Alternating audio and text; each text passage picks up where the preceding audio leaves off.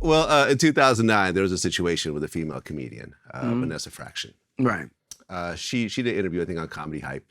I guess you guys were on tour in Japan?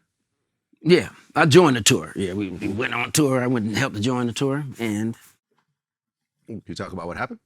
no, I mean, because she's not here, and I don't like, poking bones and everything like that, because it seems like, we got over it, but when it comes up, it kind of bothers her. But we have made amends. That's just something that just got out of hand, and it was really nothing. And when I say really nothing, not as big as it was, because it was a situation where I was her big brother, and then it turned into for a week and a half, and then the next day I was like her enemy, and it was a long, bad night, and and then it was like you said, 15 seconds of wrong thinking, of going back and forth with somebody and saying something on Japan on a bus moving fast, turned into, oh man, you're a woman beater. And I'm like, no, I'm a woman protector. You know what I'm saying? But since that story has been, recanted, and we talked about it, we've done shows before, and then after that, they was trying to do a little tour. But I think, the way that whole thing was established was wrong.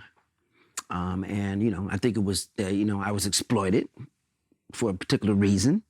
And that person has since apologized, but he was like, I want to break the news first. And I was like, you haven't really confirmed it from nobody, but it's out, so. So when they got out there, I think it just got too big for her to control, me to control. And then, at the time where I wasn't the only story in the news that something happened to, it was like this person assaulted a woman, this her assaulted a woman.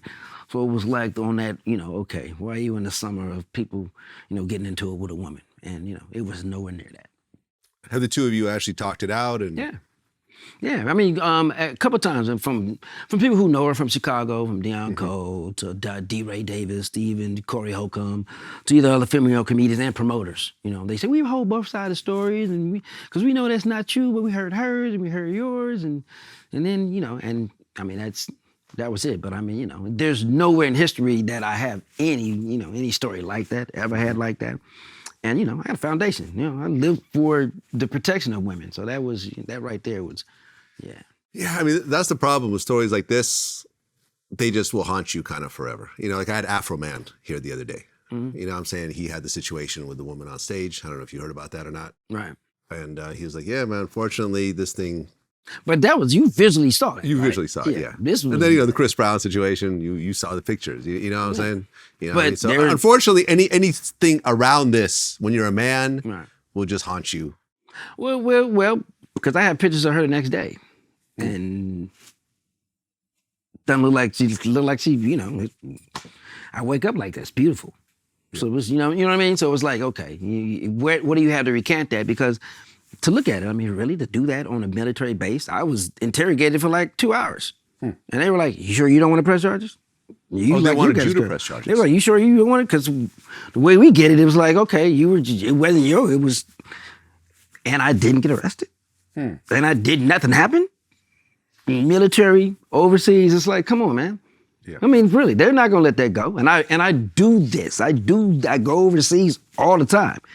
So it was like, but if you want to go back, you don't want to throw anybody on the bus because nobody's, that was just a bad timing for everybody. Yeah. And I think the mixed emotions, situations, and like I said, she's not here to say this or that, and I don't want to dig nothing up because it's in the past, and we prayed on it, we got over that. So it's like, to me, it's, it's and I pray on a situation like that. If I've ever, planted a bad seed out there, unknowingly, I pray that it's always, brings flowers and it's not, damaging and hurting you for the rest of your life.